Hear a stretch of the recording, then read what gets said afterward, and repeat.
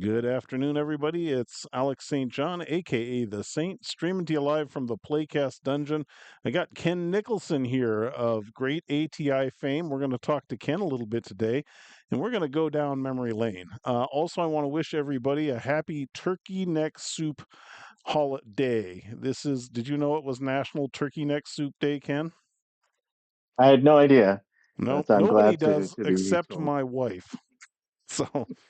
So usually we're down here recording in the dungeon and it's silent because I do it at 3 a.m. when everybody's sound asleep.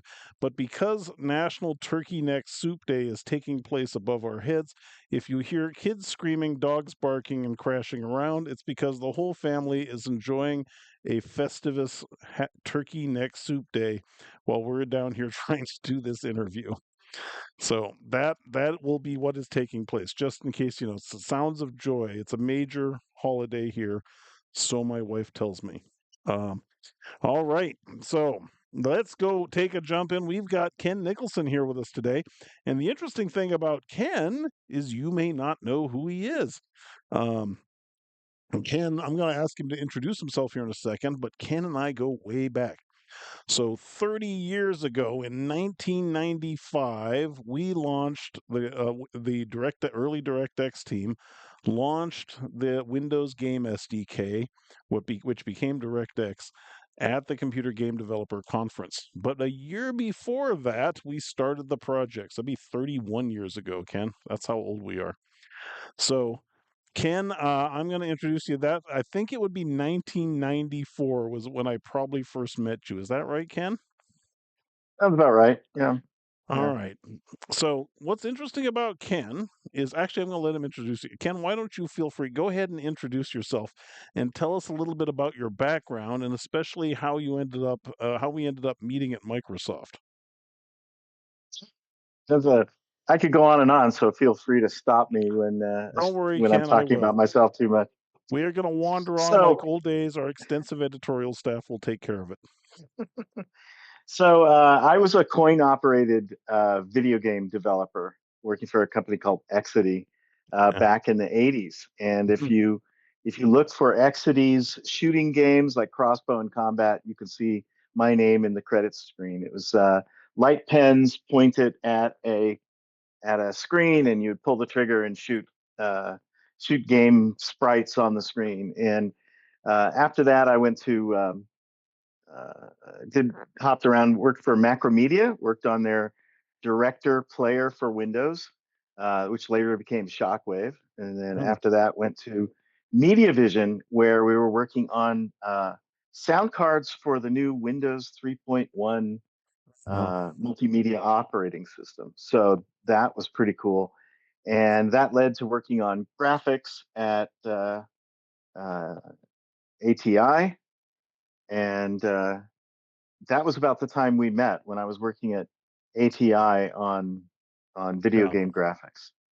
So Now, one of the reasons I'm excited to have you on is that, as you may recall, I was like 26, I think, when we met at Micro, maybe 27, but a little self-involved, not nearly the humble individual I grew up to be today. So, I was pretty involved with my own crap. And, and I know you had a whole thing going on with Microsoft in that era that I paid very little attention to because I was too busy causing drama. So, what was it? What was your relationship with Microsoft? What was your job at ATI? well, no, I didn't really have a relationship too much with Microsoft before we met because well, before that I had been working at MediaVision, no, at Macromedia, working on this director player for Windows, which was Right. going to be one of the multimedia operating system components. It was basically a file that would have canned animation, kind of like Shockwave content for education. And Wow. um, that later fell apart. But during that, I got to work on site at Microsoft for like weeks at a time, and so I got kind of addicted to the Microsoft culture, and I would kind of follow along with the advancements that Microsoft was making in multimedia. And then, it was necessary to get involved with what standards were evolving for video and audio, video like video file playback and Yep. audio file playback while I was working at at MediaVision, the sound card company. And then when MediaVision failed, then I went looking around for what's the best graphics game technology that I could find. Go work for that company, and there just wasn't a whole lot. But ATI had a Skunkworks DOS project that was using Blitter graphics, and so I said, "Oh, I could port that to Windows." And And so then wait, hold up. So what is Blitter graphics? okay. So back in those days, if you had a graphics card, it could be a dumb graphics card. It would provide no acceleration. That would Yeah. be cheap, but you could buy one from ATI or Matrox that would have a chip on it that basically did a block copy of Hmm. graphics memory to graphics memory. So if you're working in Microsoft Office and you have to scroll your Word page, I guess it was Microsoft Word, it wasn't quite Office Yeah. back then. When you had to scroll your Word document, it would go chunk, chunk, chunk as the CPU is Y- copying Yeah. You'd one see that section of the page tearing to another. across the screen as it slowly redrew half a frame on your screen when the vertical blank hit. Right. Yeah. And so there were a few companies that were trying to speed just that experience up, and they were doing pretty good business, but there was no common standard to use that block transfer or blitter transfer or blitter hardware. Yeah. And yet that was the fastest graphics work going on in the system in those days. And talking to someone at MediaVision who was on the ProGraphics 2020 or ProGraphics 1024 project. He said, if you want to make Windows graphics go fast, you need to use the blitter. And so that started my self-education on what is a blitter, how can it be used, what can we use it to do. So So how'd that end you up at ATI working with Microsoft? well, I'd interviewed at ATI, flew out to Canada and saw the Fox and Bear demo that they had done in house, and it was clear to me when it was running how it had to work. They had to be copying all the graphics into off-screen memory Wait, and wait, then tell them using the about the blitter to Fox Bear composite demo. each frame. What was the Yeah, Fox well, Bear it demo? was the Fox Bear was a DOS demo. It was Yeah. a side scroller, Yeah. I remember but it this now. was not a full game. It was just this primitive game demo of like, look what the GPU can do. But it was DOS, and um, and DOS games using the blitter had no future. So I went back and thought about it, and I wrote a fax to the company, sent a fax saying, you should set me up with a game development group in San Jose, and I could hire all my game team over from MediaVision, and we can promote this technology. Well, it turned out the CEO of ATI read every single fax that came into his company, and he intercepted this and thought this is a great idea, and so he funded this game or interactive multimedia group in San Jose and hired me and hired my team and a So it was bunch a of other kind of an people. R&D group then? Yeah, yeah, it was kind of like a Yeah. exploratory, see if we could do some business development in games Yeah. See, it's because funny. I didn't ATI. remember a lot of this. I don't recall this stuff. So it's funny hearing it again. I'm going, oh God, that sounds right. Where did my memory go? Good grief. And so you did said something interesting there. I just want to catch because it may turn out to be relevant later in the conversation. You called the graphics card a GPU. Did you call them GPUs back then when you were working at ATI? No, it was a graphics accelerator. It Yeah. wasn't really called a GPU then. It was just a All right. graphics I chip, just wanted to right? check that because one of the things we're going to talk about is the transition of the market to GPUs from the era we started building this stuff in. So I didn't remember this in detail. So you were working for a kind of special R&D group funded by ATI. And what had you on Microsoft? How did we run into each other? Where did we meet? Well, I realized in order to get to popularize a new API to get access to the blitter, I was going to have to bring hardware companies together and software companies together. And so started calling all of my old contacts from the video game industry and contacted competitors. And Diamond Multimedia had a guy named Glenn Kaufman. And I said, Oh, how I about remember you and Glenn. I work together? You remember Glenn? Okay, great. Vaguely, So yeah. um, he was a serious competitor to ATI, but I went over and said, why don't we work together on a new standard? We'll promote it to the game industry, and then maybe we can get game developers on board.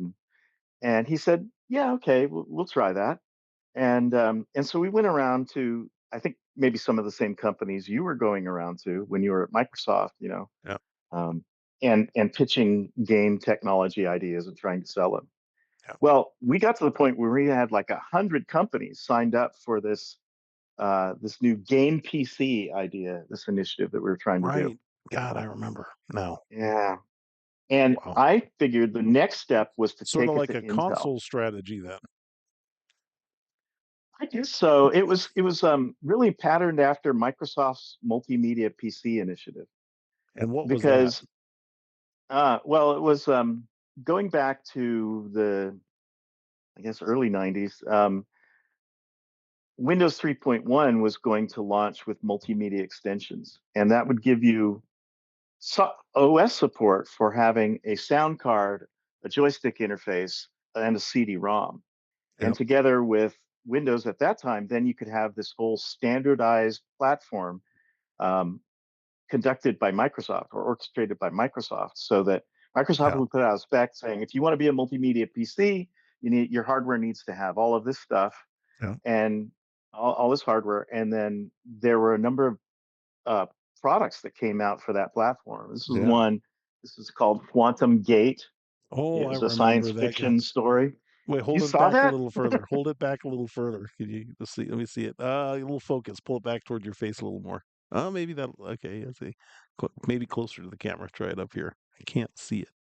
Quantum Gate. God, that's hilarious. Okay. So Oh, okay. if you're interested All right. about Yeah. this, you can go play it on YouTube. There it goes. It The popped whole in video of there. the whole game. Yeah. Quantum Gate. Yep. So the multimedia PC, there, that's clear now. The multimedia PC initiative, they had evangelists in my group out going to Microsoft's PC OEM saying, hey, you got to make sure you ship a CD-ROM, make sure you ship a sound chip, make sure you're compatible with this standard so that you can play Julia Child's Wine Guide on your PC one day, and Yeah. everybody's going to buy Yeah. Windows 95 for that. That's what it was about. Yeah, the Berenstein Bears, Oh, yeah. they had all sorts of like they thought that CD-ROMs would enable a new type of like a Gutenberg press or new way Yeah. of interacting with books and media. But Gates was very um, into that idea. Yes, he was. yeah, Right. yeah, So you came in. So you came from that era when Macromedia director, and so you were working closely with Microsoft, and you joined ATI. You got an R&D group going, and you said we're going to make a gaming PC, and the feature of this standard is a blitter. Is that it? Just make an API for a blitter, which yeah, is for copying for bitmaps graphics really fast. acceleration in general. Yeah, yeah. Did now I'm trying to remember, did that blitter include like rotating and sprite rotating of bitmaps and the sprites? No, no. There were five things that the game No. PC standard would promote for graphics, and it was the ability to change the graphics resolution on the fly without rebooting, which was a What? That's huge crazy. failing of the Windows 3.1 era, right? Like, oh, Right. my game wants to run 64480, but I'm running 1024 Oh God, I 768. had forgotten that. That was true. I remember vividly just that Windows couldn't do 24-bit color. It was still an 8-bit. Everything was 8-bit color. One palette. Oh my God. Right. You couldn't Yeah. change video mode. That's right. Good grief. Okay. So it We allowed also very wanted fast copying. Go ahead. Sorry. Yeah. So we also wanted to be able to write pixels to the frame buffer. And I don't know if you remember the terrible API called GDI plus. Yes. There was there were several ways to put graphics on the screen. And depending on whose graphics card you have, it would either run very slow or very fast if you used one API set. And I think Yeah. if I remember correctly, GDI plus would measure all the different ways that your graphics card could copy graphics and then choose the best one and then give you an Uber API that you could call that would redirect it. It didn't That's matter right. which way Yep. you went. There was so Yep. much there was so much graphics indirection that the Yeah. performance really was poor. And And that was in so response to Apple was doing Quick Draw GX, a whole new graphics yes, API, and Microsoft was trying to rise to compete with it with GDI plus, I think, as I recall. Right. I actually remember this. I don't know if it's true, but I remember you and I discussing what would be the Microsoft name of something that would respond, and then should it be should ours be Fast Draw or Oh yeah, right? And then then you said Direct. How about Direct? And I was like, yeah, yeah, I think that could. And then we didn't talk for a while after that, and then after that, there was everything was DirectX, yeah, DirectX replacing it. So I remember yeah. that It as sort of took off. hearing that evolution. Yeah, That's right. because Go ahead. Sorry. no, I was just going to say the Game PC consortium didn't Yeah, address the things like um, uh, direct input, direct sound. We weren't trying to solve those problems. We were trying to yeah. solve the graphics problems. Yeah, I remember again. So I remember a conversation. So start. Do you remember how we met? Where did we meet? When did we start talking to each other? So Do you remember? yeah, I do.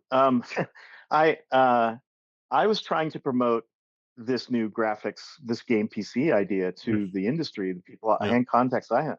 And I thought the next step is going to be to promote it to Intel. So I flew up to Intel and showed them the Fox Bear demo, and they about Mhm. threw me out of the building. They Really, said not only no, they said hell no, and really. we're not going to talk to you about this anymore. And yeah, it was really I was really depressed about it. Well, they were But always then great that's when graphics I thought, pioneers, Ken.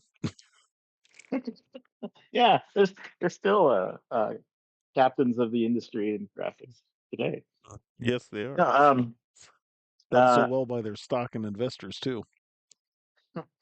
there was a guy, I think his name was Nigel, who was Mm. part of the multimedia group at Windows. I don't know if you know who he was, but he was kind of the old guard of Windows multimedia, Oh, got it. and they were the promoters of GDI, and they were kind of not very receptive to the game PC ideas. But Mhm. when I made a trip up to Microsoft to pitch these changes, I remember speaking to you and Craig Eisler Yeah, and Eric Engstrom yeah. and showing it. And he said, well, this looks pretty good. Uh, but GDI would do it just as fast. It's like, no, no, I assure you, GDI can't do this speed. We were running 60 frames a second. Right. And Which so was you gave us incredibly homework. fast back then. Yeah, yeah. You gave us homework. You said go back and write it to GDI plus and show us how fast that is, and then come back and show us again. Yeah, of So we went course we away did that. and ported it to GDI plus, and then came back up to show you and showed, look, it only runs 15 frames a second. And I think at that moment, you guys had pretty much said, yeah, okay, this is a good idea. Now, in between, maybe you had decided maybe you'd already committed to this idea of like Well, using the remind blitter. me of the era. So had we shipped WinG yet? Well, I think when I was referring to GDI Plus, I'm probably misspoke. It's probably WinG was the API I'm talking about. The Right. one that, Oh, okay. All right? right. So, so let me set a little context then. That's good. Interesting. Yeah, there was a GDI Plus, which was kind of a response to QuickDraw GX, but that was not Win. So, what had happened is that Windows graphics drivers, there were various chip companies, Cirrus Logic, S3. Who else was big? Diamond. Who was big in graphics chips? Windows graphics chips back then. Um, but Matrox Matrox, they accelerated. Cirrus Logic kind of was all the cheap consumer graphics chips, and they accelerated some Windows drawing operations. I think some font rendering, and I think didn't they have blitters too? did. They Yeah, were the big behemoth, right? So yeah. I thought that they had accelerated Windows blitters for the Windows graphics calls. And the issue was that all of these companies' driver support for Windows was kind of an afterthought. And so they'd schlock out these crappy, unstable drivers, and they'd sort of rush to get their new hardware out for Christmas on new PC OEMs. And they'd ship these new drivers, and they'd be broken, and the Windows API was a labyrinth of shitty graphics APIs. And so they had all these different things they had to support in the drivers that had inconsistent performance and was buggy. And so these drivers were very unstable, and sometimes they just blue screen of death was a normal thing, and it was usually a broken driver that was causing it. And for all the pathways of crappy graphics that GDI supported, they had different code that was optimized in different ways, so everything performed differently. So that when you wanted to draw a bitmap on the screen in Windows, it was the performance was incredibly unreliable. And what we'd found is that if we went in with took a look at the source code, because we were shipping the drivers very often, so we were shipping the code. And if we went in and looked at the code, it was just written by monkeys. And if we cleaned it up and fixed it, it could be incredibly fast. So a young guy named Chris Hecker in the Microsoft research group had prototyped an API that was based on a Windows 95, the forthcoming Windows 95 called Create Div Section. And so WinG was the new create div section API, and it did exactly what you described, which is it just tried the kind of whatever blitting modes that the various hardware drivers said they supported and tried to pick the fastest one. And then we went and hand optimized the leading graphics chips ourselves and shipped it so that we were hitting this kind of performance consistently on the chips we'd optimized for. But you may recall that we had the Disney Lion King disaster, which was we shipped Disney Lion King's storybook adventure in 1995 with WinG, this new graphics API we'd made, that to accelerate Cirrus graphics, which had a blitter, and Compaq shipped a new Cirrus Logic card with new drivers on it that had never been tested with Disney Lion King or WinG. And they shipped Disney Lion King on those Christmas machines. And like early January 1995, Wall Street Journal comes out with an article about how Microsoft had ruined Christmas for children everywhere because all these Compaq machines blew up, blue screened of death when the kids opened up their brand new PC and tried the new Windows 95 Disney Lion King Adventure. Or sorry, maybe I think it was Windows 90. It was for Windows 3.1. I think it was in 94 this happened. I apologize. It wasn't 95. So it was 94. Excuse me. I misquoted. It's been a few decades. Um, and so this happened in 94 is that we'd shipped WinG and had this Lion King disaster. And so we had been working on accelerating blitter graphics in Windows at that point. But the Disney Lion King disaster had convinced us that just patching up a Windows graphics API and hand mending some broken drivers was not enough.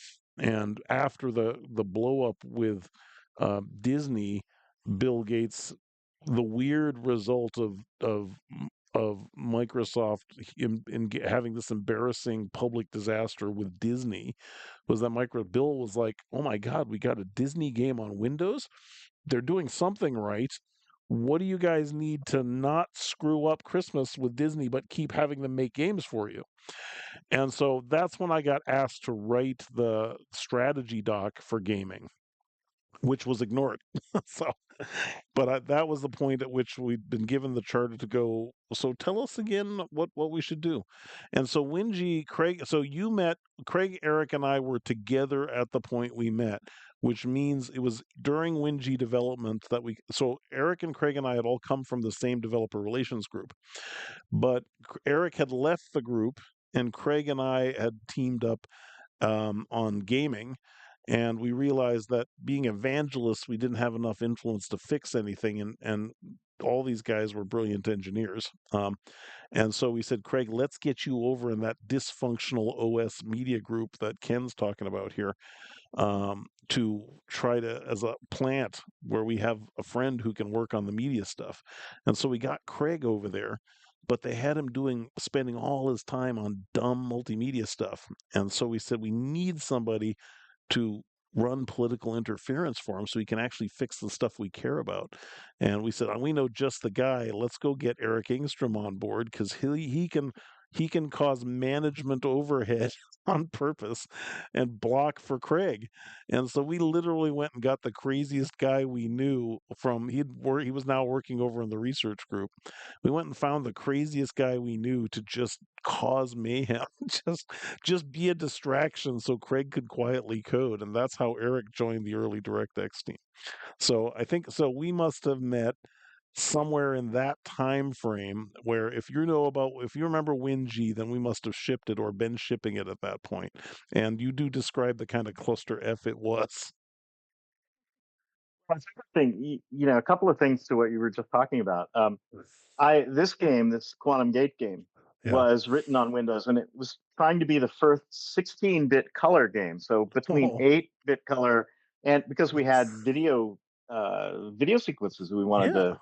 to decode and play back, and we wanted it to look good. And one point, the game designer came to me and said, I think it was Seventh Guest had a floating hand in for the cursor. Yeah, I Like, remember I don't that. know if you remember that. It was a color hand, and he said, I need that for my game. And I was like, oh, that's really hard with the state of graphics drivers on Windows. And I Yeah. worked on that for weeks trying to find, you remember all those ROP codes that Windows would support? Well, Yes, the auto drivers ROPS. supported them all in different ways. And so Yeah. I'm not sure that, yeah, I finally found one path of combining ROPs to be able to do a Oh. floating cursor that was a 16-bit color pointer. So it was terrible. Well, And then the for the other record, thing, wait, wait, okay, wait, wait. See this? See, you're looking at my OBS screen using my shadow cam. See that cursor? That is an oh yeah, artificial cursor written on the GPU in a shader I created. So I just finished writing this cursor you're looking at. Sorry. okay, wow, all So right. that's my cursor. So a raster operation is what you're talking about. And back in that day, that was bitmap operations where you could say, well, I don't want to just copy a bitmap. I want to copy it with alpha blending, or I want to copy it, multiply it to get a color effect, right? Or I want to copy it with translucency. That was crazy science fiction. But well, I guess we did do it. I think the Mach 64 had a translucent copy ROP, didn't it? Or was it just a copy with multiplies? It did. I don't think we were using it at that time. We were Yeah. using masks. You'd have a bit mask Right. so that you could combine the bitmaps using ROPs, and then you could Right. present something without Yeah. replacing A a rectangular mask is area of the in background. modern GPU parlance a stencil buffer, but we were just 2D images back then. So that we were crazy progressive science fiction graphics chip guys because, as you said, the vast majority of graphics chips on the PC were just memory. They didn't do anything, and so a graphics card that could copy a memory chunk of memory from one place to another, or to do some calculation like mask it, was a huge advance in that era in graphics. That was fancy graphics hardware back then. All right. So, where did Right. we meet exactly? Do So you remember where we met? it was on Microsoft campus. I don't Okay, it was remember at this where event. specifically. Yeah. No, no, it was not an event. It was like I phoned up to come and have a meeting Okay. to promote the idea of these graphics changes that we needed to Yeah. have. We needed to have the ability to change the resolution on the fly, um, Crazy. direct access from the CPU to the frame buffer, so you could just peek and poke pixel values, right, and see the Yeah. results from your. And then we needed page flipping, right? That Explain was that. that was really key. Okay, so if you're writing to, if you allow your CPU to write directly to the frame buffer, that is, the frame buffer is the area of memory on the graphics card that um, the GPU hardware, the graphics chip hardware, is constantly scanning the memory and looking for the values and sending out uh, monitor control signals, basically color signals to the display connector. Back then, it was all RGB, or it was the Coax. old analog interface, right? Yeah. The Coax. There's Yeah. 8-pin Anyway, RGB. Yeah. yeah. Was it called an RGB connector? I I'm think trying to so. remember. Okay. Anyway, so if you didn't have those writes synchronized, the viewer could see you actually changing the screen while you're updating it, and that That's that how was just a slow it bad was. experience. Yeah. Yeah. So what you needed to do was show one screen, and then in another area of memory be preparing the next frame. And then with a single hardware write, you could tell the graphics chip, don't draw the screen from buffer one, draw it from buffer two. And there was enough graphics card memory that you could actually store two, three, four, five screens worth of information in there, and even have Mhm. room left over to store sprites or smaller Yeah, animation frames of something else. yeah, But if you wanted to composite the screen, you'd want to composite it from your main character, all the little enemies that he might find. And to composite it, it was a real advantage if you could not only copy an off-screen area of memory to another off-screen area of memory, but if you could do that copy with transparency or with like yeah, ignoring a background color, and then you could make the kind of high-speed sprite games that were very yeah.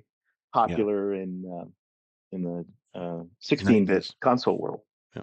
So Yeah. that was Foxbear was a parallax, layers of parallax background with sprites chasing after each other while the background was scrolling at different speeds, which was pretty typical of modern game consoles, but enormous struggle for a PC to pull off back then. Right. And that was the kind of criticism that we got when we were producing games like this, and a game called Critical Path, all those CD-ROM games. The CEO was at MediaVision was not pleased. He said, "My kids aren't going to play these games. Kids are playing Mario. They're playing Sonic the Hedgehog. And why is the Windows game graphics performance so Yeah. comparatively poor?" And we weren't targeting the right viewer. Right. So that's really what was the motivation behind Game PC, was to enable on Windows or on PCs ultimately, right? But So Windows was the right place to do it. right. So how did our conversation? So you can ask for a meeting and you actually somebody actually told you to talk to me. That's amazing. Yeah. Yeah. I don't remember who, I think I'd said, "Hey, I want to come up and show off some technology." One of my contacts at that time was a brilliant engineer, Todd Laney. Oh, he Todd was from our Laney. group. He was from my group. Yeah. Yeah, So Laney. I'd Oh had no, long he wasn't connections. from our group. He was one of Microsoft's famous principal engineers, and he was the run write and create dib section for Windows 95, and we were working with him on WinG at that time. That was Todd Laney. Brilliant. He used to rollerblade around the offices back then, which wasn't that strange for Microsoft in that era. Yeah.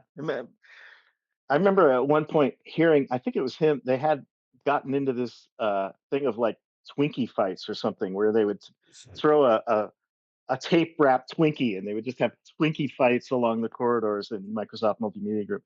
Can't do that today anymore, No, unfortunately. we used to Microsoft's a be different fun company working now. there. Yeah, there Bill and Ballmer and Gates, the hallways in the buildings we were in, building 4, that early complex were really close together. And Ballmer and Gates used to have races where they'd put, Gates would put his hands on one wall and feet on the other. They'd climb up to the ceiling and then they'd race down the ceiling. And he and Ballmer used to do that back when in the fun days. You know, I hope it doesn't sound like an insult, but the weather in that area is very rainy. It's very Did you conducive to notice? going Yeah, into work in the morning and and staying never in the leaving. office for 10 to 12 hours and just Hmm. slaving away. And Yep. I think it contributed to the workaholic and funaholic culture that Microsoft Yep. in those Yep. days. I think one of the reasons Gates chose Redmond for setting up Microsoft was precisely because you have sort of 3 months of summer and then 9 months where you might as well. And everybody had an outdoor, almost everybody had an outdoor windows with a beautiful view of the rain, so that Beautiful. you could sit and code and not feel the least bit guilty about staying indoors for 9 months out of the year. And all the engineers had their own closed door offices, right? It was Yep. just almost like a dorm room, right? Yep. We all had our own little personal dorm room that smelled like a locker room most times. Yes. It was very lived in. Um, So you mentioned something before yeah. about that I think is one of the most fascinating parts of that whole era is the way that you and Eric and Craig had this kind of Machiavellian takeover of the multimedia group. You would strategize, and then at meetings you might fight openly with one another, Yeah. but then you'd Oh, go you off and remember you'd that. you'd plot. Oh yeah, I used to love hearing those stories of how you would find somebody that was blocking your efforts. Oh, And yeah. you would like go sit in their office for hours and waste their time, and Oh, yeah. eventually everybody would just give in to this Yeah. triumvirate that was We were taking over. totally so to be clear, We were trained to do that by Microsoft. What?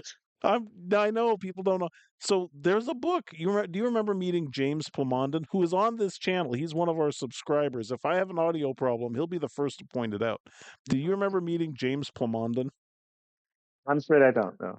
So he was this guy at Microsoft who's, looked like Santa Claus or Colonel Sanders back then. He looks more like Santa now, just saying. Um, but he wrote the strategy guide for training evangelists to be influential. And we were told when we joined Microsoft, you're not in charge of anything. Your job is to persuade. And they had training exercises, speaking exercises, argument and debate classes, and training. And the textbook was called the technology Evangelism is War, written by James Bond. It was all based on Machiavelli and Sun Tzu's Art of War. And it was, how do you influence entire industries and people to do things?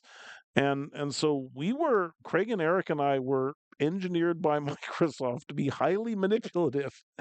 And the thing they didn't expect is that we turned it on Microsoft so that we would calculate, like our own little Illuminati, how we were going to force Microsoft into the game business without anybody being able to stop us. And so, yeah, we did evil shit like that back then. So yeah, you're right. If there was, so we spread out in the company. We planted Craig in the dysfunctional media multimedia group, and then we needed political cover, a distraction. So we pulled Eric in to be the loud guy. His job was to be, it was actually my job to be the crazy guy initially, but we ended up trading roles because he was better at it. But what we would do is, because you'd have these meetings. Microsoft was very political and very competitive, and all these teams were constantly fighting and debating and arguing, right? And if you wanted to get something done, you had to cause a resolution. So what we used to do is we'd say, okay, look, we know we want this to happen, and we know these groups have these political polarities that they're going to fight over. So we're going to call a meeting. You're going to be on their side, and I'm going to be on these guys' side. And then we'll start the subject up, and we'll get them arguing and fighting with each other. But then we will take over the fight. We'll yell louder, we'll get angrier, we'll throw things faster than anybody in the room, until everybody's just like, oh God. And Eric and I and Craig would be going at each other, yelling and throwing shit at each other across the table and swearing, until everybody's like, oh God, let it end. And then we'd, work it out and go, oh, well, that seems like a good compromise. And we do that in front, and everybody's like, yeah, yeah, that's a good compromise. Let's do that. And we'd get our way. So, yeah, I can't believe you remember some of that stuff. So what is the Well, other stuff? it Oh was yeah. so cool to hear about that because Oh yeah, it was it was nutty. it was a hostile takeover of a Hmm. very stolid or very slow moving Windows multimedia group that wasn't innovating. And what the hardware companies needed was innovation. Yeah. And despite that, you know, from the outside, we were just trying to see if we could get the game industry or the game developers and the hardware developers to kind of agree on something and maybe lobby Microsoft to do some of this. You and Eric and Craig were very receptive to these ideas. So Yeah. receptive though that we'd propose something and you'd deploy it.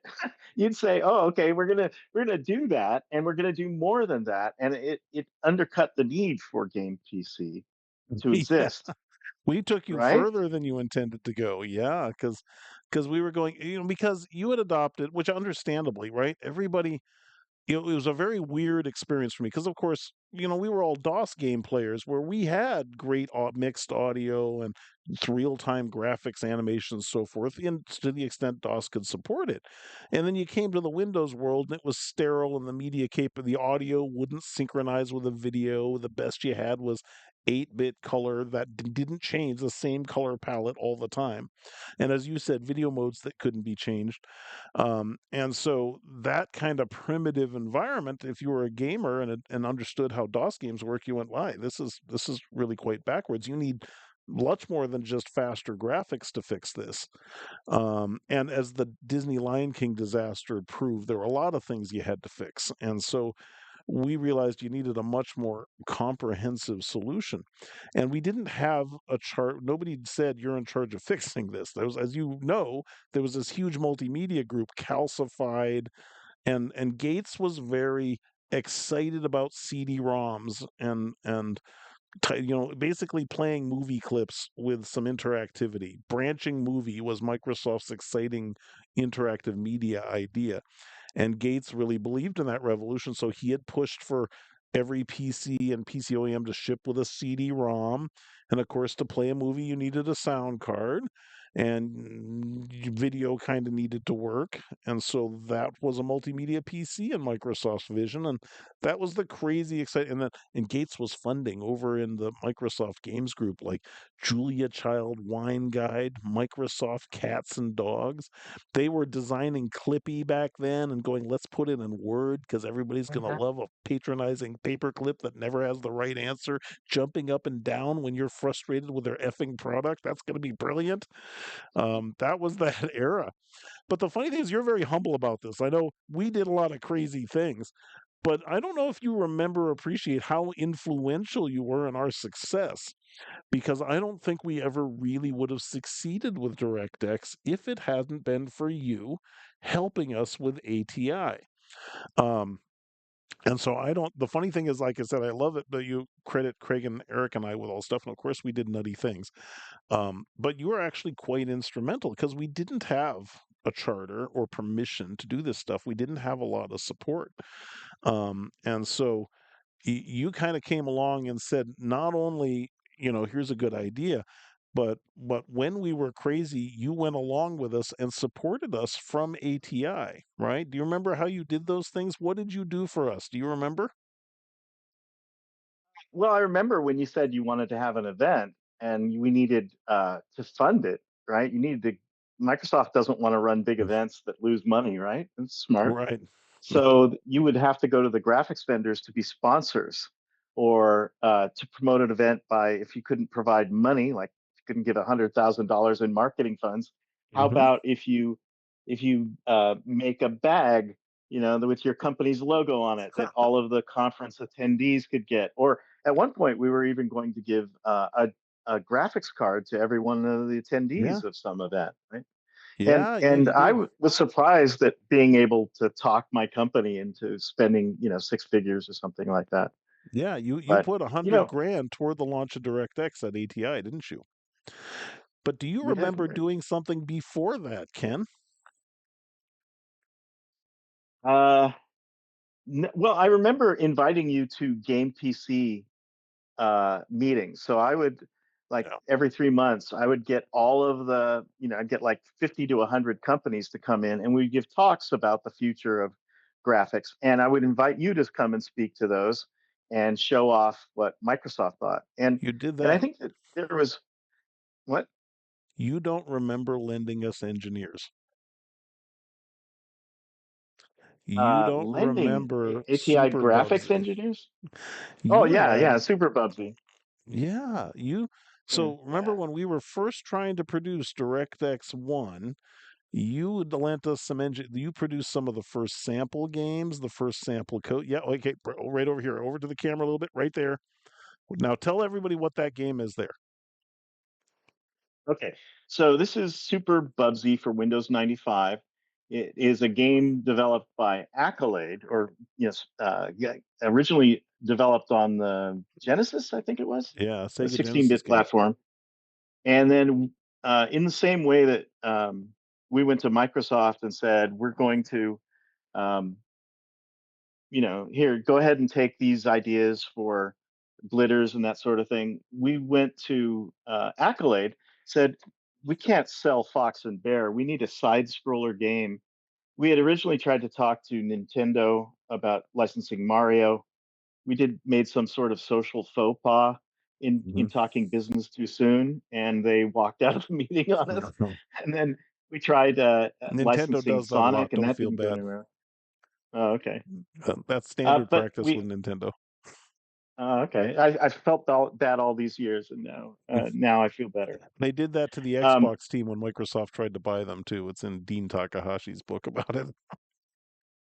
So what we did is we went to Accolade and said, we want to license your Bubsy character. We want to Mhm. write a game for you on this new system. It's going to be called Windows 95. And then we're going to give you back the game and you can sell it as a shrink wrap product. Yeah. And the other thing is we'll license it. We'll give a copy with all of our graphics chips.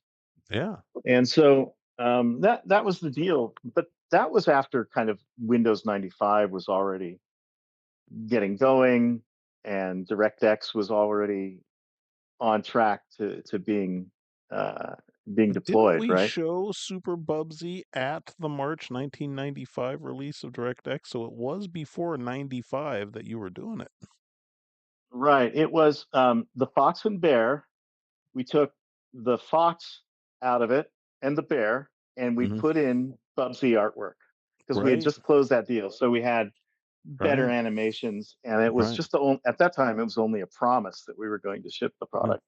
And I think we when we showed it was either Fox and Bear to you and Craig and Eric. Mhm. We showed you a demo of it running at 60 frames a second that Yeah. second time, and then left the source code with you guys, Yeah. and so that you could study it. And Yeah. then the next time we saw it, it was running at well over 100 frames per second, and that Uh, was shown to the game mm. developer. I remember it I running was floored. really fast. And so it was that support. And I recall Craig and those guys worked closely with your engineers. So effectively, Fox and Bear and Super Bubsy were actually, I had the deal, I'd gotten the deal with John Carmack and I was porting Doom. So I had the source code to Doom that was, so it was both Doom and it was Fox and Bear, which became Super Bubsy, that were the very first DirectX alpha games. And so it was working with your engineers that we didn't know anything about these low level ROPS and graphics capabilities on the Windows side. It was all new science fiction stuff. As you know, it didn't exist on the PC. You were at ATI, you were the only one who actually understood what they had on those chips. So if it had not been for your team's support with Fox and Bear and later Super Bubsy, in us, that's how we learned. It was Craig Eisler sitting there with the source code to Fox and Bear, getting it all working. And I remember we'd all be leaning over his office. I'm sure you weren't there, go watching that game go faster and faster as he optimized it on those chips. That was instrumental to getting, and it was that demo within Microsoft that gave us power, that let us get away with so much, because as soon as we were showing Fox and Bear at hundreds of frames a second on Windows, people were gobsmacked at Microsoft. And it was, I think, I can't remember, was it 16-bit color back then too? Was that because we had switched video modes? I don't remember if Super Bubsy was of 8-bit or 16-bit color. I think it was 8-bit. I think it Yeah, was 8-bit. Yeah, I don't think we were yeah. doing 8-bit or Um, 16-bit. but people at Microsoft are just like, what are you guys doing? How are you doing that? And so the specific, if we'd just been talking a graphics game, well, everybody was talking a graphics game, but we had a demo in hand that we were could show that was blowing people away. And it gave us a lot of credibility internally. And then you may not know this, but it was talking you into sponsoring the GDC that I would go use that with all the other graphic companies who sponsored it. I go, well, ATI is going to be there for 200 grand, 300 grand. Where's yours? What, you got a lousy 100 grand? I guess we could find you a closet somewhere. So, so, and then the fact that we had you traumatized Intel into ponying up, and I think it was like 250,000 from Intel. As you know, they were very threatened by Wow. all that stuff. There was a mixture of other Microsoft power at work there, but you did a lot to empower us inadvertently, and the early support your engineers gave us. Do you remember in DirectX 1, do you remember what was that stupid clown battle game? Um, Mortal Clown Bat? Do you remember that in the DirectX I 1 do. scene? I do kind of remember. Right? It was like our own generic non-Fox Bear trademark, sprite game, and it was horrible. Angstrom had made that thing with just engineer artwork, and it was so bad. It was the dumbest game ever. And we direct You had a play game enabled it. called Roids. Oh God, yeah, Roids was a pretty Royce. good game. Yes, I remember. With asteroids, but it's called Royce. Right. Oh God, those were Well, go way back. Yeah. And well, hey, go ahead. I have the DirectX one beta CD from GDC that still has those samples on it. Ah, Right.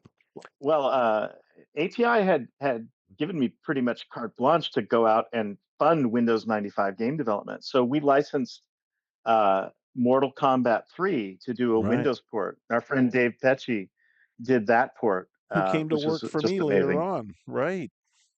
Oh, okay. And then Yeah. we also did, there was a game called Descent. I don't know if you remember I Descent. It was a remember spaceship Descent. flying in caverns. It was a We 3D we did game. a Windows port. Hmm. Yeah, yeah. And we were doing a Windows port of that. Yeah. None of our games actually sold very well, but they were among the first Windows Yeah. 95 DirectX games. Yeah. You were ironically in very early on. And so, like I said, you didn't may not realize it, but a lot of the thing that made us dangerous was the source code and the information your engineers were giving us on how to program those chips because we had no experience with it yet. And it was the first graphic chip we'd seen that had those capabilities and was trying to be good at gaming. Um, so that was an interesting pivot. So then, and this is where it gets vague for me because, of course, we've had a relationship for a lot of years, but there was always so much going on and so long ago, it's hard to keep track of it all, right? So Mhm. DirectX 1 was all about the blitter and vertical blank synchronization and 2D sprite animation. And the thing I wanted to point out in talking about that is when you talk about ROPS, which is just raster image processors, when we get to the 3D world, what we used to call a ROP became a pixel shader. And what we Mhm. called a mask became stencil shaders.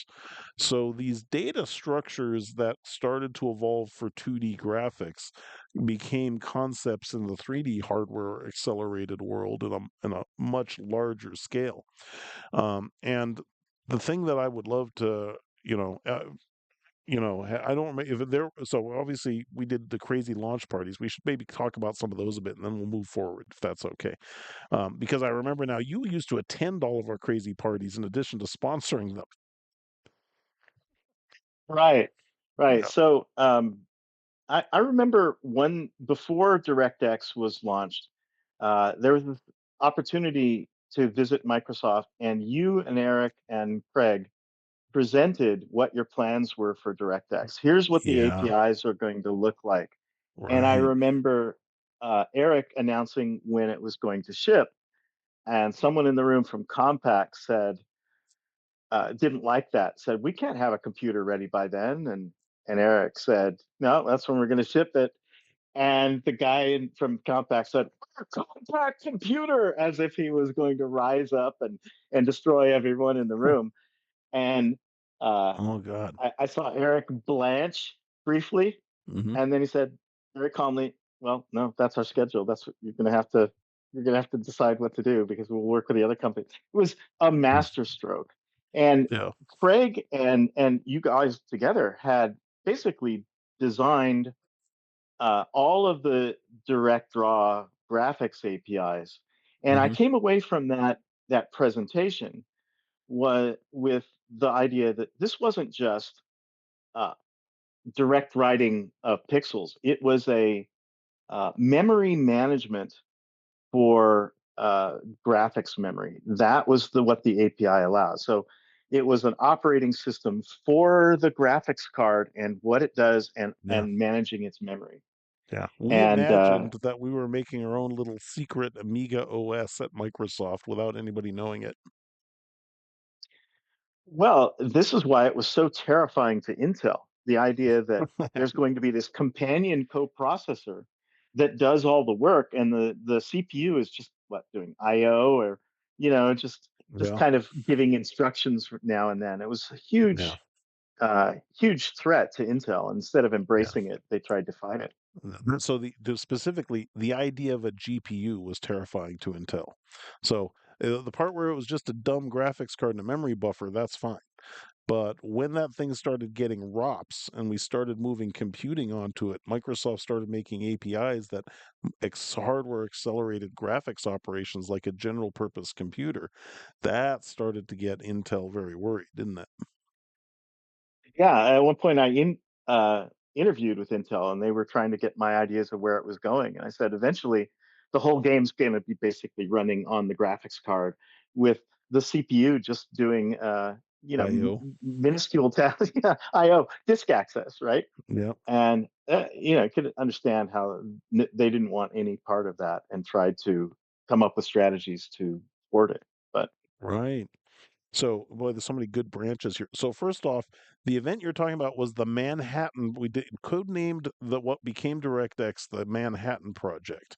And so, I think it was late October, early November, 1994, we had a developer day where we invited the industry to come in and hear our pitch for what we thought the whole suite of DirectX APIs would be. Just direct sound for audio, direct play for gamepad controllers, direct draw for graphics, and I think we had direct video back then as well, which is one of the ones I'd pretty early created. back then, yeah, Yeah. yeah.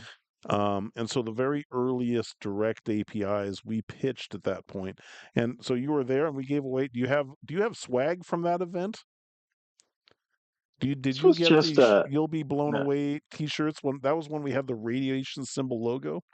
Oh yeah, I do have a good selection of Microsoft early game industry DirectX shirts. I'm sure I could dig it up. All right, you should. Yeah, bring it up, pull them up. I have them in a box somewhere too. I need to pull out. But that was the logo for the Manhattan Project SDK back then was a radiation symbol, which gave way to the modern Xbox radioactive green X, which is a politically less incorrect radiation symbol with four legs. Oh my God, there it I don't know if you is. can see this. A little to the other So way, a little this slide it the other way, other way. You might. There you go. Oh my God, look at that. That's it Windows says you'll 95 be Game blown SD. away. Yep. Right. And the It's a radiation. What lab year is coat. that from? Oh, it's the lab coat. Uh, Oh my it's the lab God. coat. Yeah. Oh my God. Look at So that. You have the I've saved lab this all coat. this time. I was so That. delighted when you gave me one. Right. We met at the big event at the theme park, Great Yeah. America, Great America Theme and Park, March 95. you had one of these coats for all of the partners that had paid in. Yeah. And I was like, oh, this is great. I get to be treated like one of the in crowd. And I remember at the time, um, Cirrus Logic Yeah. was glad handing with you guys. And I was so jealous because, we've been working on the games, we've been Mhm. getting, We and always then let the Cirrus best Logic was Ken. like, they were going to try to muscle in and take over all of this. Yeah. Um, Yeah. so, So that lab yeah. coat, Ken, hold on. So that lab coat was from we made that for the launch of, so the t-shirt design that was, I have black t-shirts. You may be the last Mhm. person I know who actually has one of those lab coats. Craig, Eric, and I don't have ours anymore. So you've got the Okay. last known lab coat that I'm aware of out there. Don't lose it. But that Okay. design you have was actually from the Manhattan Project meeting you came to, which was, I think, in November '94. And so we gave out those T-shirts, and the T-shirt said, "You'll be blown away." And that was Magic the Gathering was a new card game back then, and everybody was hugely into it. And that was based on I drew that pad. That's my artwork. So the reason the radiation symbol looks wrong, it's got pointed. There was no Google back then. I couldn't just pull up a correct image of a radiation symbol. So Mhm. I had drawn that from memory. um, Now, why did you call it Manhattan? Because that was quite audacious to do back then. Can you talk There about was a that? 1982 or 84 movie called War Games that was about an Oh yeah, AI. Do you remember that movie?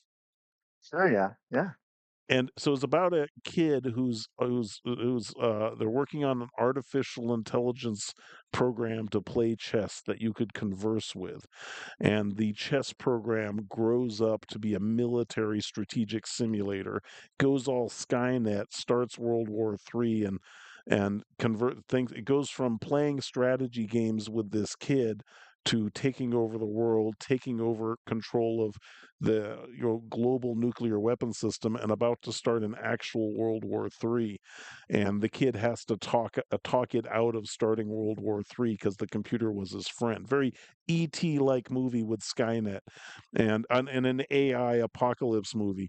And the computer in the game, before it's about to start nuclear World War III apocalypse, would invite the kid to play, and it starts out charming and cute when it's chess, and then becomes ominous when it's World War III, and it would say, "Shall we play a game?" So the Mhm. T-shirts had had radioactive, or, I mean, sorry, phosphorescent, glow in the Glow in the dark dark, yeah. ink of a nuclear blast, and it said, "Shall we play a game on it?" And it was called the Manhattan Project because we were going to blow up the gaming world with it. That's how. And technically, the gaming world was dominated by consoles made in Japan at that time, and we were very young and politically incorrect. Although the Japanese ended up thinking we were hilarious, which was generous of them.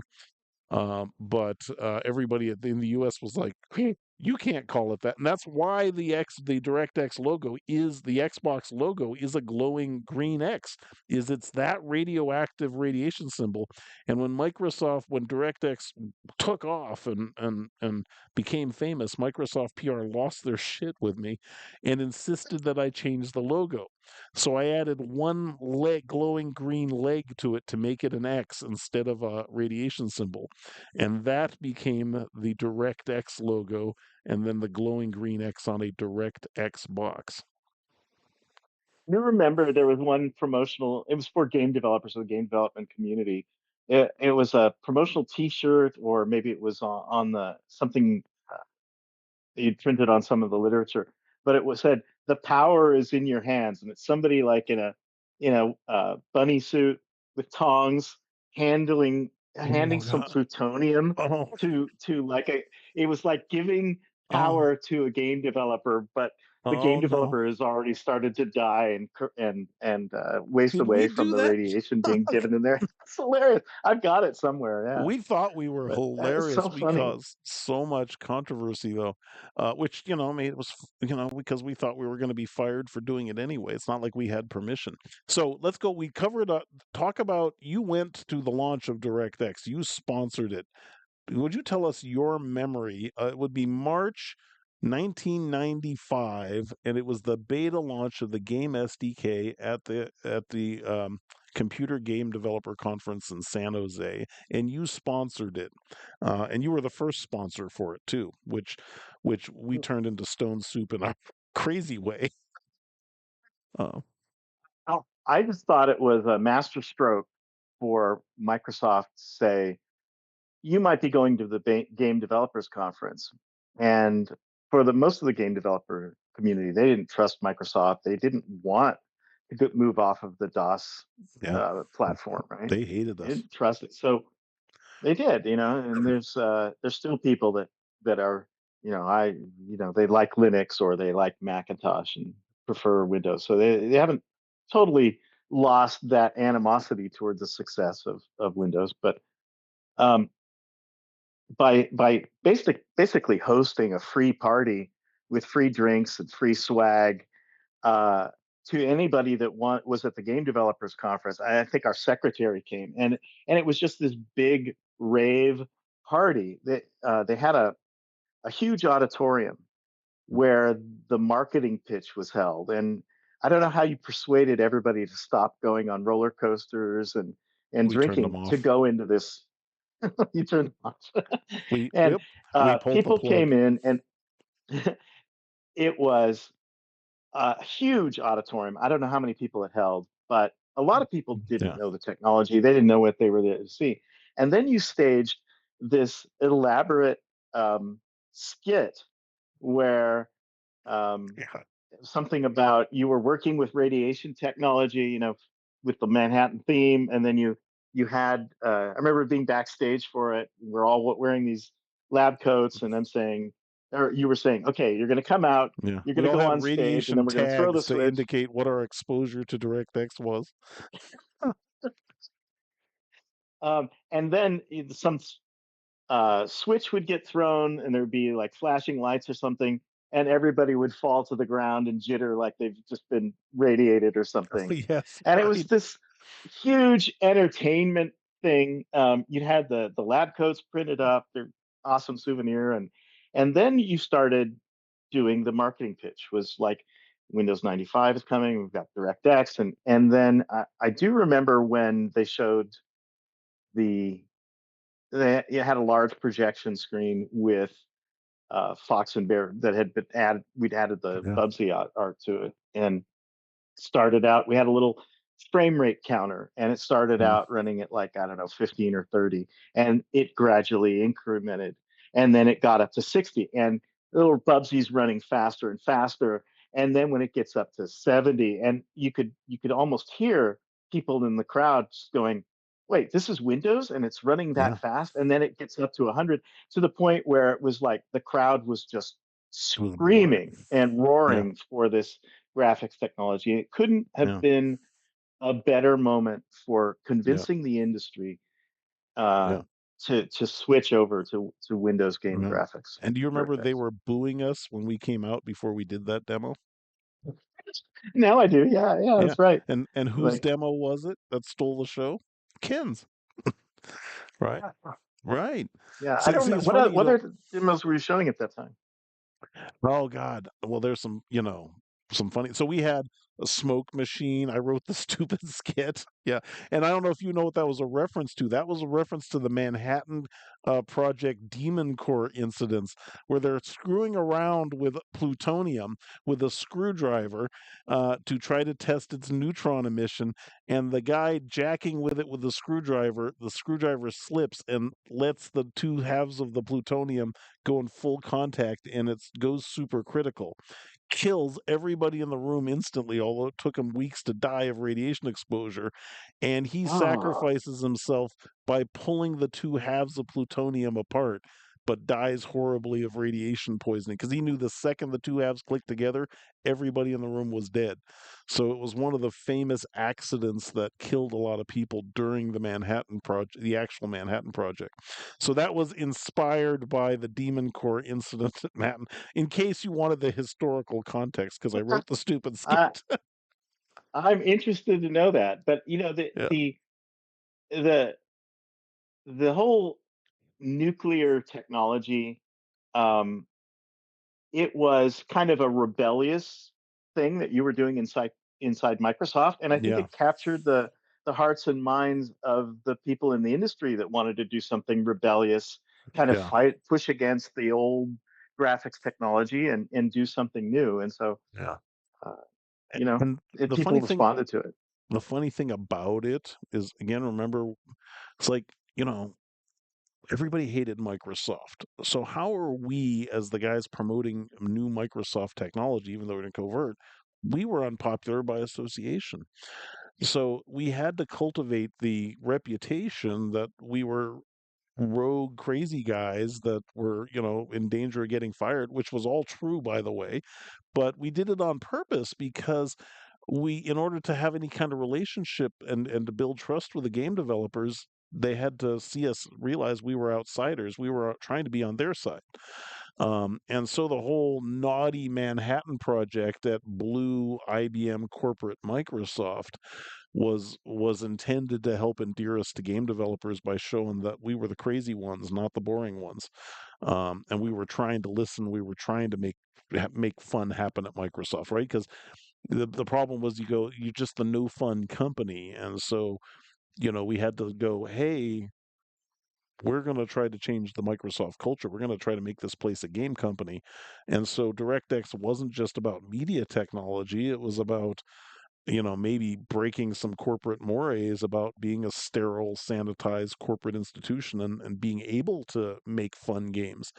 And I had to ended up fighting that battle a lot there, as I've told some stories about, like getting in order to make Halo at Microsoft, there were a huge number of games that quit Microsoft games guy Stuart Ned wanted to publish Quake, and Bob Herbold stopped that because it was too violent. And then Age of Empires was almost blocked because there were blood spatters when the catapults rolled balls across the little armies on the 2D, they left little blood stains, and that was too violent.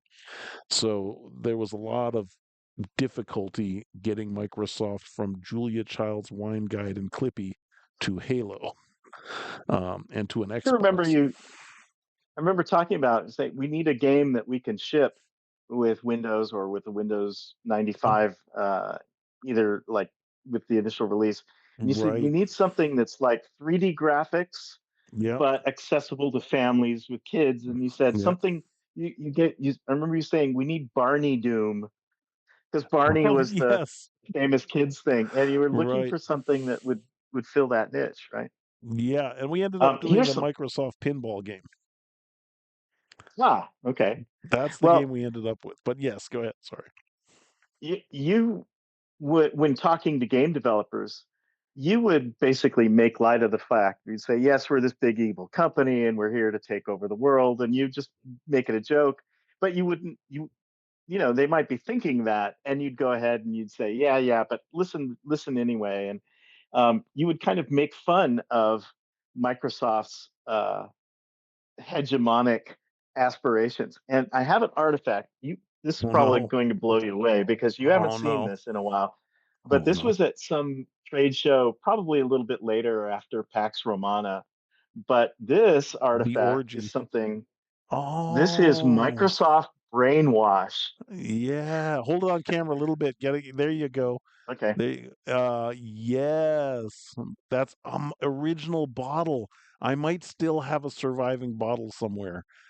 It Um, says Never lose that. uh, helps relieve extreme mental overload. It says for a change of mind. This may be your only way out. And it says helps purge all the garbage they've been downloading into your mind. And we want Oh, you for life. oh no. Oh And, no. I did open one once and try and taste it. It's some Oh, sort of jalapeno. yeah, it's Uh, jalapeno cherry soda. That's pretty nasty, but that is from appropriate Judgment for. Day. Oh, that's from Judgment Day.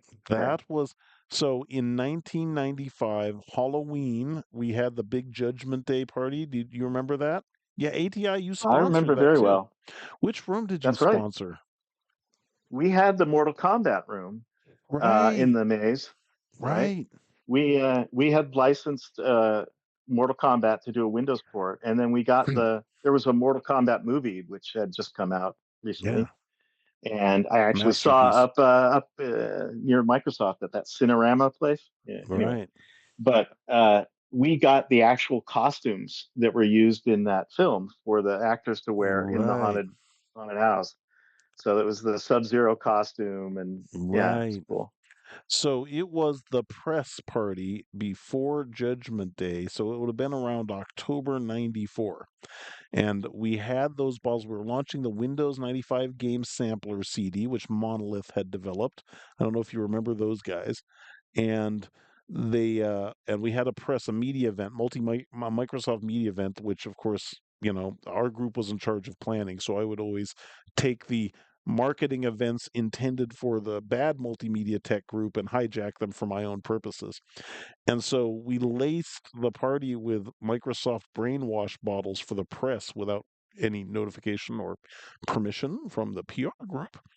And I remember Dean Takahashi was at the party talking to Bill Gates. And Dean was at the Wall Street Journal. He's Dean Takahashi covers the game beat at Venture Beat magazine today, but he was covered the Microsoft beat at Wall Street Journal back then.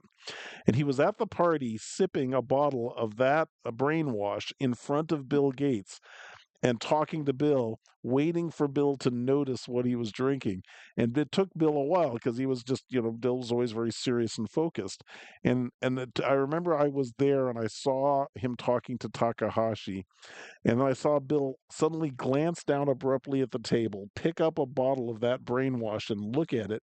And he looks and he looks right at me. Somehow Bill knew. only frickin' St. John. He goes, "Did you make this?" And I went, Bill, I don't know. It's, a marketing thing." He gave me the dirtiest look but Dean was gleeful with his sipping the Microsoft brainwash in front of Bill Gates. So that's where that was from. And of course, that is one of the greatest collector's items of all gaming time. You're definitely an OG DirectX guy if you have a bottle of Microsoft brainwash. Oh my It's God. cool. Well, So I know you've talked about Judgment Day before, that yeah, huge haunted house, yeah. but you could talk about that for a whole one of your episodes, and I there was did a so whole much to it. It was episode so for wonderful. Halloween.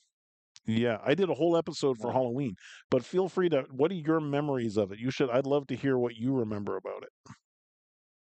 Well, I remember that the press had priority to go through the haunted house maze, and I was like, "But we're funding it, and we don't even get to see what it was." But it was the right thing to do. Send them through first, make sure that they all got to do it. Yeah. It When I did it toward the end of the evening, got to do it. There were so many inventive ideas. There was I think was the company named Zombie Yeah. had a Tesla coil Mhm. sending out high voltage lightning to Mm. a chain Yep. link fence between you and a zombie. They were Really, electrocuting you. really well done. Yep. Yeah. And I remember there was one point, I think you would go and you'd get into like a closed box, almost like a vertical coffin Yep. that was on casters, and they would roll you around on this to disorient you. And so you'd go into this in one place, and they would close the door, and then they'd roll you around and open it up, so you didn't know where you were when you came out the other end. And it was like, I guess, Oh, being yeah. dead and coming out in the afterworld, That was after we chopped something off like your that. head and executed people. I think we'd chase people back after we'd traumatize people. We'd chop off their heads with a group guillotine, and then I think we put them in those boxes, spin them around, and then chase them back out into the audience where they'd come running out screaming, and everybody take pictures of it. Um, That 10-man guillotine, I think there was 10. It was yeah, hilarious. It was so well done. yeah. And it's like I don't know if you still have the script of what people said, but it was like, Oh, I don't. I okay. have the And pictures then of it. but before they drop the guillotine blade, they say, okay, that's it. Goodbye. And that's like, you hear that's the last thing you're gonna hear, and then this big clunk happens over your head, and then a little door would open up, and you'd be looking at one of your Microsoft employees whose job, I guess, was to lie under this thing. And as soon as the lid opened up, they would pretend to be your head screaming, and they'd be How to be like their bobbing head had been heads just. in the trough, right? We had people being the heads in the trough. Oh God. And then oh God, I forgot this stuff. Oh my God, we were so crazy. And everybody was so Microsoft, when they heard we were going to guillotine, it was 12-person guillotine, I think it was. It was a big guillotine. And we were going to execute everybody and all the press. Oh God, Microsoft was mortified. Microsoft PR was hopping up and down. I don't know if you remember this, but Bill Gates did the promo video. I talked Bill into doing a script where he's in Doom. It's up on Windows 95 Doom video with Bill Gates all over YouTube today. But the Microsoft PR people were so mortified by that video that they disappeared it for a decade after that event, and somebody smuggled it out of a Microsoft archive to get it on the internet because it would Wow. never have been seen again because it was so scandalous. But do you remember the Guar Room? Oh yeah, you had been telling me about this for a while. This band that had costumes, these foam Yeah, rubber costumes, and yeah. giant fake male appendages hanging Hmm. from them, and their music was really popular. And I remember hearing about it at the time. It's like, it sounds a little bit heavy metal for the average journalist to be able to Yeah. appreciate. But Id brought them. That then was the John performance. Carmack's contribution. Oh, okay. So it was the There was actual also band Guar in the Microsoft Haunted House. That was cool. You also had kind of like a scripted. Yeah, I know you've uploaded it. It was a whole storyline, a whole play Yeah. with you and Jason Robar. It was talking about it was kind of an intro to the Doom competition Yeah, that you ran, yeah. and I remember that. I think you uploaded a video. I've seen a video of it at some Yeah, point of I that. I did upload back on October. I was gonna do I did a full release of everything I have currently on Judgment Day, Halloween last year for the 29th anniversary of DirectX. Well, actually, that would be the 30th. Let me see if I can get online. No, no, that'll be 29th, and this will be 30th this year. I figured I'd do Judgment Day 2 this year, but I have no video of Judgment Day 2, which was the DirectX 2 release. But let's get back to that. So, um, you may recall, so we did Judgment Day, which was October, which is the Halloween announcement of all the first games for DirectX, which you were at, and you have the proof, the original Microsoft brainwash. Did you have any other artifacts from that era you wanted to show? I have something from Pax Romana that you haven't seen in a while, I'm Oh sure. God. Okay. You haven't talked about Pax Romana. When did So that that was happen? DirectX 2, 1 year later. Okay. All right. Okay. I think you had mentioned that you talked to the Monolith guys. Who I remember their website was so clever. That lift.com, like Yeah. one lift, monolith.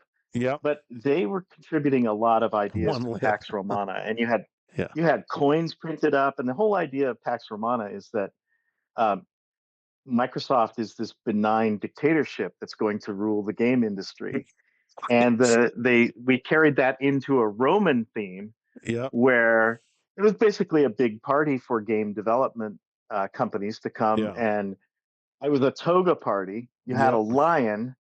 We Yep. had we had A real costumes, and lion. so I have your costume, your Roman emperor No. costume, which you No. just threw away on the floor. It's like, well, this show's over. We don't need anything more. This is your No. Roman emperor costume. No. Look at that. Oh my Yes, God. Oh, it's that's got hilarious. jewels sewed into it. Do you wear that around the Um, house when nobody's looking to this day? I Look use at it that. for Halloween events. That Halloween. I is need the a Halloween costume. best. What have I got?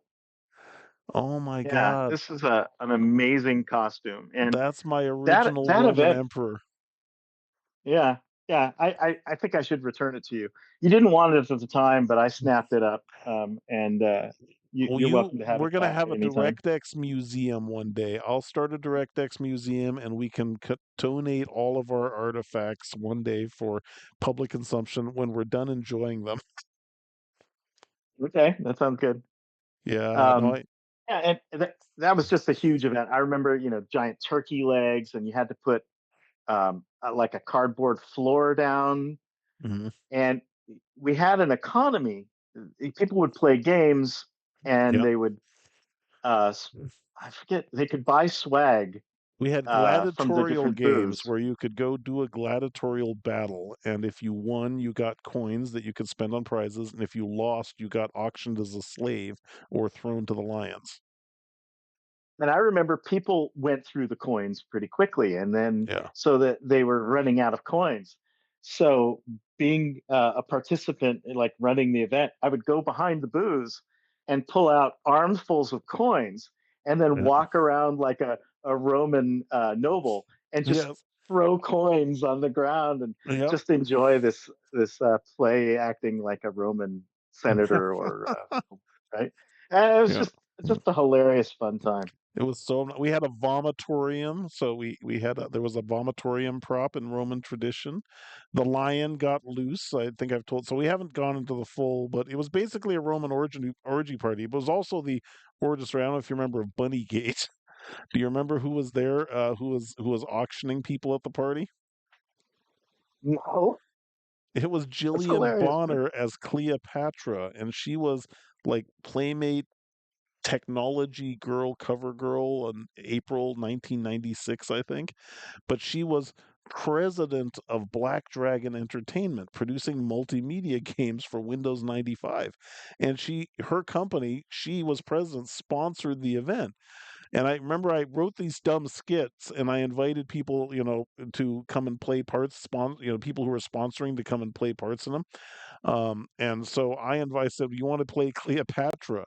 And she said yes. And so she came as Cleopatra and participated in the skit. And she was running the slave auction. So she was auctioning people who lost at the gladiatorial games off to the audience. And anybody who didn't sell at her specified price, she was throwing in the lion pit. Yes.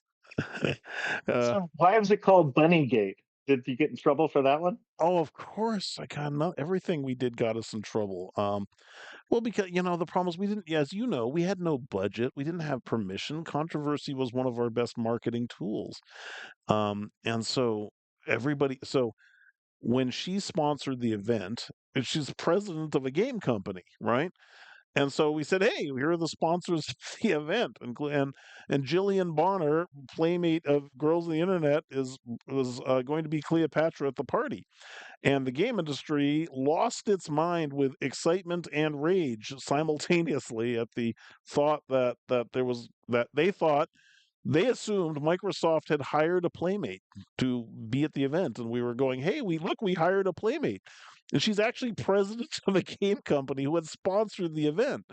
Um, and so it caused this massive uproar. And the conversation, I don't know if I want to record some of this stuff because it's so au fait in today's era, but this was the 90s, just in different times. But Microsoft HR, I remember, sent somebody to have a chat with me about the outrage going on at Microsoft that Jillian Bonner was going to be Cleopatra at a Microsoft Roman orgy event. um, and I remember HR, they came by my office and they were like, "Oh, it's the worst conversation. I can't even. It's the worst. It's so bad." But we understand that you hired a playmate to be at a Microsoft event. I go, "No, no, I didn't hire her. She's a sponsor. But she paid you." Well, I mean, she's paying Microsoft to be at the event. Why is that again? She's president of a game studio. She wants to help launch DirectX 2 games. Um, they're like, she makes games. I go, well, they have a somewhat adult character. They were like PG-17 multimedia games. Black Dragon Entertainment was producing. And they go, well, a lot of people are upset at this that you're promoting a playmate at the event. I go, well, she's promoting herself at the event. Um, and is that a problem? Should we not allow women play presidents of game companies who happen to be playmates to sponsor Microsoft events? We should only let the guys do it. She goes, "No, I'm not saying that because I'll tell her no if you want me to say sorry. No women who happen to be playmates can sponsor Microsoft events." And she goes, "Yeah, yeah, just maybe make that clear internally because it's upsetting some people." I go, "Okay, I guess I'll do what I can." Um, and then she goes, "Is it true that you're going to have slaves at this event?" I go, "Well, it's going to be a game. It's a gladiatorial game where we have all the various sponsors are bringing different games, and then we're going to have gladiatorial events, and of course the gladiators were slaves. So if you lose, if you win, you're free and you can go join the party, and if you lose, you get auctioned." Um, and she goes, "Yeah." She goes, and I said, "Oh, and we have hired a bunch of bodybuilders to, bring in Caesar for the skit, right? And they're slaves because they were slaves in Roman times." She goes, "Are any of the bodybuilders, black?" I was like, "Oh, I don't know. I didn't think to ask. Is that a problem if they are?" And she goes, "Well, yeah." I go, "So I should go tell them to fire any bodybuilders we hired to carry the chariots if they're black?" She goes, "No, no, that's not what I mean." I go, "I don't really understand what the purpose of this conversation is." She goes, "Do you have to have slaves at the event?" I go, "Well, they are employed actors for a skit." And I don't think they were, in Roman times, being a slave was kind of an equal opportunity job, or career. They sort of took everybody. But if you want us to, if we have hired the gladiator actors already. If you need us to fire some, I guess I could make that call." She goes, "No, no, never mind." So I had that conversation for real in my office, and I'm paraphrasing it because I was like, "Oh man." Um, because I like, should we, because what they really wanted was not to have, they go, "Do you have to call it an orgy?" And I go, "Well, technically they were just banquets in Roman times." She goes, "Yeah, but people don't know that." I go, "But doesn't it sound fun?" And so half the game industry, in protest, said, "Well, we're not going to an event where Microsoft is bringing a playmate who sponsored the event. So we're going to boycott it by going to this local bar." So remember I told you about James Plamondon, who had trained us to all be, influencers? We sent him to this bar where everybody was going to gather to protest the Pax Romana with the Microsoft credit card, and we promoted it as the direct beer party. And so Microsoft sponsored that to the protest and bought all the drinks for everybody at the anti-Pax Romana party as well. Um, so that was, and the lion got loose because some drunk knucklehead was tapping it on the nose with a turkey drumstick. But it was a very tame lion and just wanted to walk around and see the sights. So yeah, that was that event, which you've got the proof that it happened because there's no pictures. Yeah. All the video and photos disappeared somehow. Those Microsoft PR people erased that cartouche from the walls of history, but you Oh, have the wow. evidence. When there was also, I think once the ball got rolling, and certainly was by DirectX 2 launch, this Judgment Day. Was that Judgment Day 2, right? Pax Yeah.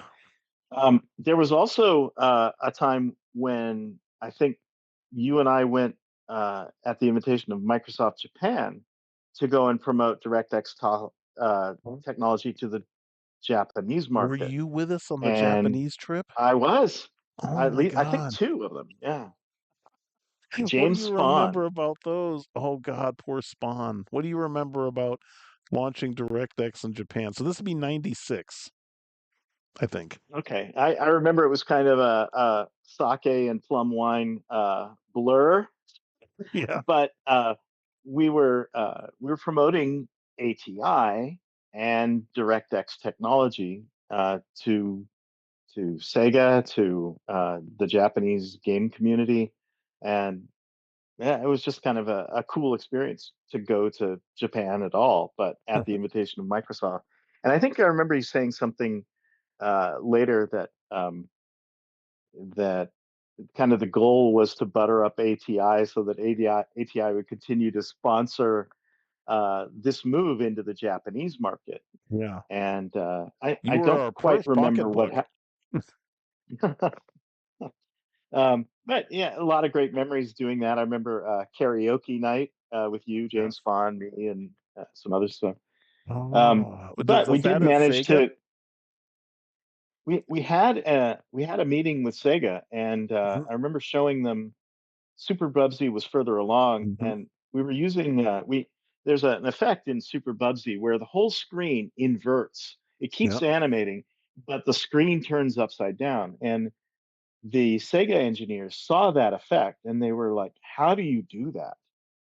Because they didn't know any hardware capability in Windows or That anywhere could do else that something like would that. allow that screen invert.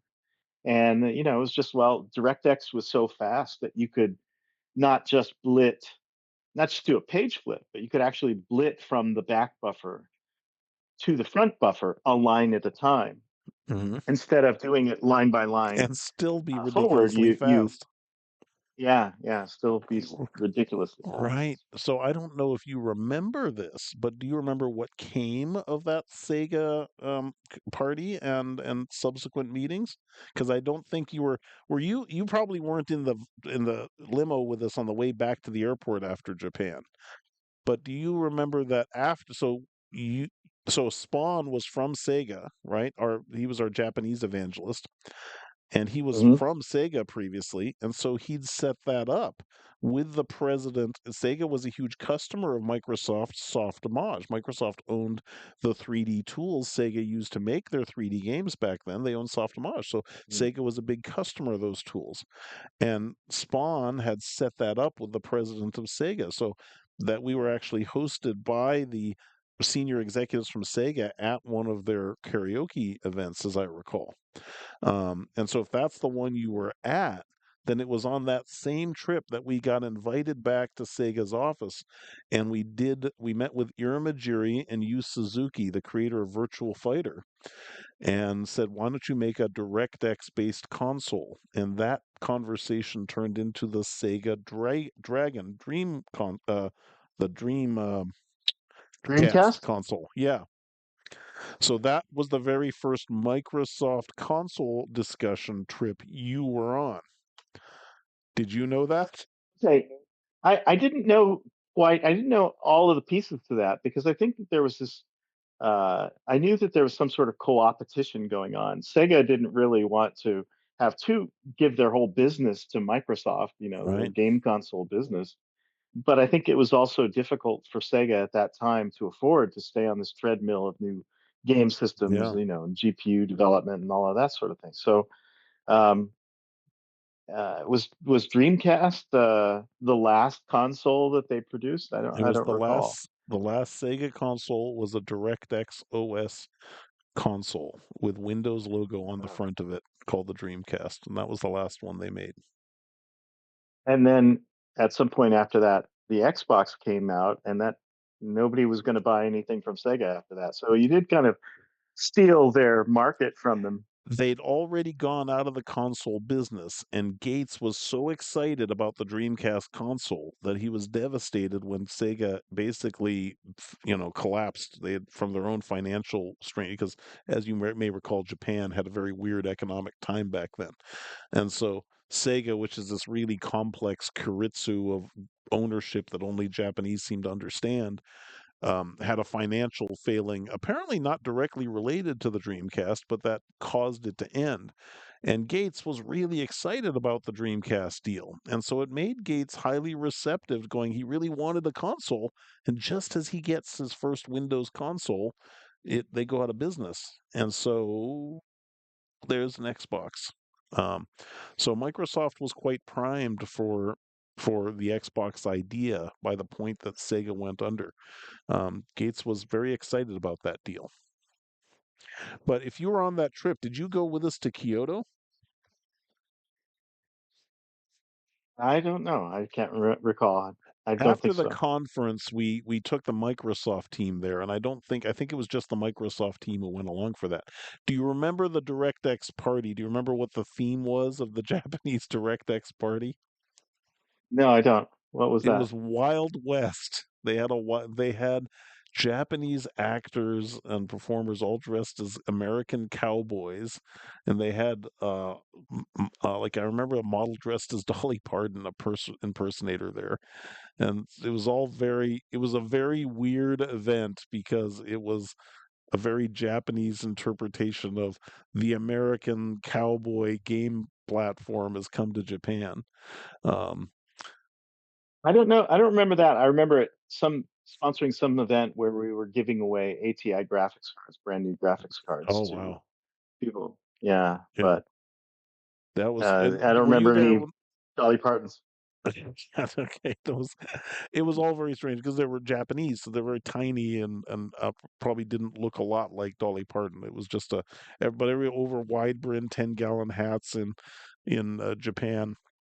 I remember, and they were trying so hard to throw a proper DirectX American style crazy launch for DirectX over there. So you were there for that.